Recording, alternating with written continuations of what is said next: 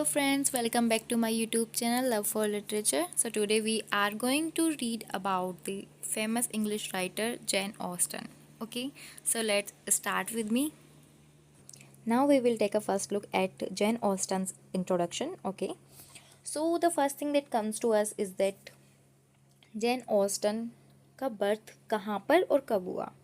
तो जैन ऑस्टन का बर्थ हुआ था 16 दिसंबर 1775 in England. Yes, that was the time when the women and man discrimination was living in the era. Okay, it means वो एक ऐसा time था जहाँ पर मैन और विमेन के बीच में डिस्क्रिमिनेशन बहुत ज़्यादा था।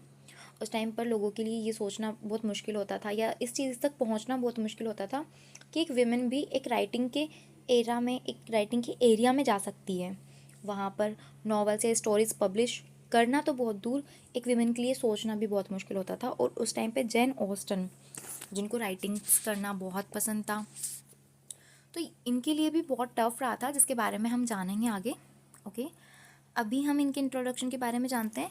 तो इनके फादर थे एक प्रिस्ट, यस, और उनका नाम था जॉर्ज ऑस्टन। इनकी मदर कैसेंड्रा ऑस्टन। ओके, और जैन ऑस्टन का जो मेनली थीम्स हुआ करता था राइटिंग का, वो था फैमिली, लव एंड सोसाइटी पर। जैन ऑस्टन ने ये थीम्स चूज़ किए थे बिकॉज उस टाइम पर जो विमेन एम्पावरमेंट था उनको लेकर के उनके थॉट्स काफ़ी बोल्ड थे। वो एक विमेन के पर्सपेक्टिव से अच्छे से समझ सकती थी, क्योंकि वो खुद एक राइटर थी और वो पब्लिश नहीं कर सकती थी अपनी नॉवेल्स को, अपनी राइटिंग्स को वो अपना नाम नहीं दे सकती थी। इनफैक्ट वो अपनी राइटिंग्स को अननोन नेम से करती थी पब्लिश। जब उन्होंने स्टार्टिंग में किया, उनका फर्स्ट नॉवल पब्लिश किया, तो उन्होंने अननोन नेम से किया। और उनकी सोसाइटी में ये नॉवल जो बहुत फेमस हो जाती थी, पर फिर वहाँ पर ये इतनी बड़ी बात बन जाती थी कि नॉवल एक लेडी ने की है पब्लिश, एक लेडी की राइटिंग है, तो उसको नाम देते थे बाई अ लेडी। ठीक है, फर्स्ट बुक जो उन्होंने पब्लिश की वो विदाउट हर नेम थी एंड उसे कहा जाता था by a lady. Okay, I hope आपको ये चीज़ याद रहेगी इनके बारे में, by a lady and about her family. Okay, mother father की हमने बात कर ली है और यहाँ पर हम बात करते हैं उनके सिबलिंग्स की। तो उनके 7 ब्रदर्स एंड 1 सिस्टर थी, और उनमें से इनकी एक बहन थी कैसेंड्रा नेम की। यस, इनकी मदर और इनकी वो सिस्टर का नेम सेम था, कैसेंड्रा, और ये इनके काफ़ी ज़्यादा क्लोज थी। सबसे ज़्यादा वो उन्हीं से बात करना पसंद करती थी। और एक और मेन थिंग जो हमारे पास में आती है जैन ऑस्टन के बारे में, कि इन्होंने कभी भी शादी नहीं की थी। यस, और इन्होंने शादी नहीं की थी क्योंकि ये राइटिंग्स में और इन सब चीज़ों में इतनी ज़्यादा बिजी रहती थी, और थोड़ा बहुत इन्हें जैसे वुमेन एम्पावरमेंट के बारे में इनका थॉट था, ये प्रूव करती थी इनकी लाइफ के थ्रू कि गर्ल्स, विमेंस भी अपने अकेलेपन से रह सकती हैं। उनकी एक लाइफ में उनकी एक जगह है जहाँ पर वो किसी और के बिना भी रह सकती है, डिपेंडेंट नहीं है। तो इस टाइप का इनका थॉट था, और ये इसी चीज़ को इनकरेज करने के लिए इन्होंने कभी भी शादी नहीं की। और एक और चीज़ जो हमारे पास में, मैं आपको बता देती हूँ जैन ऑस्टन के बारे में, कि जैन ऑस्टन किसी भी बड़े स्कूल में कभी नहीं गई थी। वो इतनी अच्छी राइटर बनी, इतनी नॉलेज थी उन्हें इन थीम्स के बारे में, पर वो कभी भी किसी बड़े स्कूल में नहीं गई थी। उन्होंने जो भी कुछ सीखा वो अपनी फैमिली में सीखा, सब कुछ देख करके अपनी सोसाइटी में सीखा।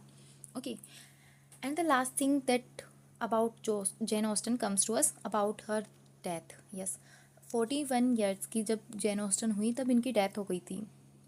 और इनकी डेथ के बाद में जो इनकी पब्लिश्ड राइटिंग्स थी उनके बारे में इनकी फैमिली ने बाद में रिवील किया कि इन सब की राइटर उनकी जैन ऑस्टन थी। उसके बाद में इनकी पब्लिश्ड को जो राइटिंग्स थी उन्हें इनका नाम मिला। ओके, तब जा कर के हमें पता चला था कि हाँ, ये जैन ऑस्टन की राइटिंग्स हैं। उससे पहले किसी को भी मालूम नहीं था, वही सब बाई अ लेडी नाम से बोला करते थे। ओके ओके, एंड इनकी जो फर्स्ट नॉवल थी जो पब्लिश हुई वो थी sense and sensibility. And trust me, this is the fantastic novel I have ever read. जब जब मैंने इस नॉवल को पढ़ा है तब तब मैंने इस नॉवल को अच्छे से फील किया है। आई होप आपको भी ये नॉवल उतनी ही पसंद आएगी और आप इसे ज़रूर रीड करेंगे। आइए, एंड अब हम समझते हैं इनकी राइटिंग्स के बारे में, थोड़ा बहुत इनकी स्टोरीज़ के बारे में देखेंगे, एंड राइटिंग्स जो कब पब्लिश हुई और क्या उनका थीम रहा है, ये सब हम देखते हैं। Now we come to the first novel written by Jane Austen that called Sense and Sensibility, and it was published in the year 1881. In the novel we have two major characters, the first elder sister named Elena Dashwood and the second younger sister Mariana Dashwood. Okay, it is the story of these two sisters that shows sense and sensibility. Sense portrays the portrait of Elena Dashwood and the sensibility portray the image of Mariana Dashwood. Okay, तो जो Elina Dashwood है हमारे पास में, जो Elina Dashwood हमारी major character है, ये sense को शो करती हैं कि किस तरह से ये अपनी जो रियल लाइफ है, जो अपनी पर्सनैलिटी उसे कैसे काम और सेंसिबल रखती हैं, अपनी लव लाइफ में कैसे सेंसिबल बनती हैं और कैसे सेंस शो करती हैं।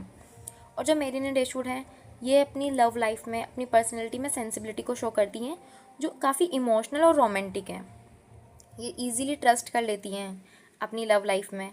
तो ये इस तरह की स्टोरी है। Then we comes to the second novel written by Jane Austen, that is Pride and Prejudice. Okay, so Pride and Prejudice, the name pride means the attitude, okay, the proud feeling, and the prejudice means self observation, self understanding.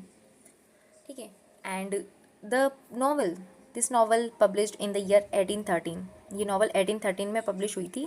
And it contains major characters, the Elizabeth Bennett the heroine of the novel and the second Mister Darcy the hero of the novel.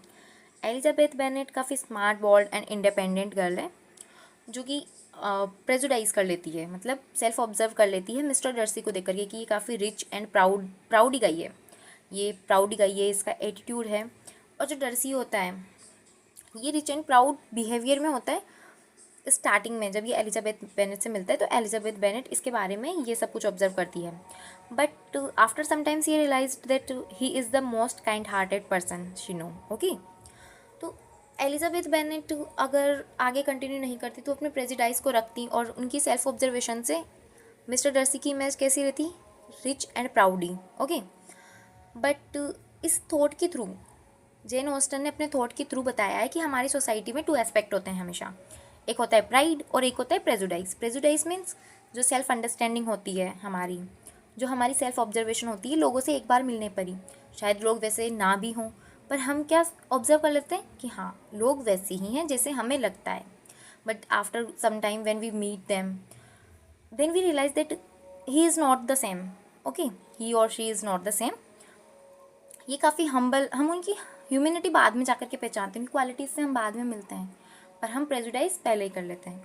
Pride होता है second aspect, जो behave करते हैं हम लोगों के सामने, कभी कभार हम ना एज ए प्राउडी फील करते हैं।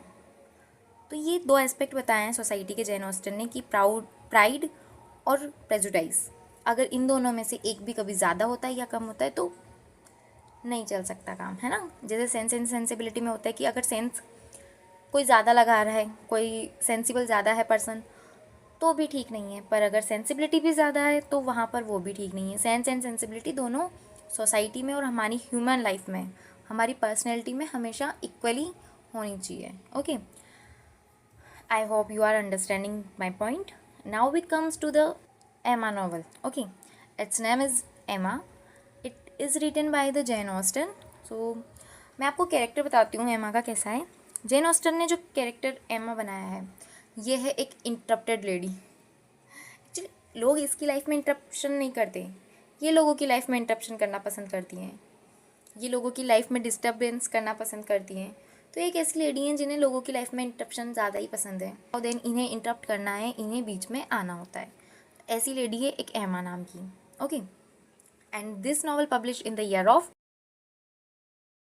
आई hope you like the novels, the point I tried to get to you, and I hope you like the author journey.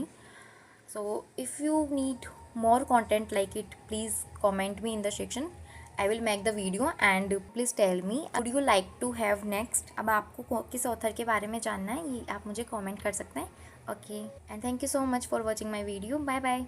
See you in the next video.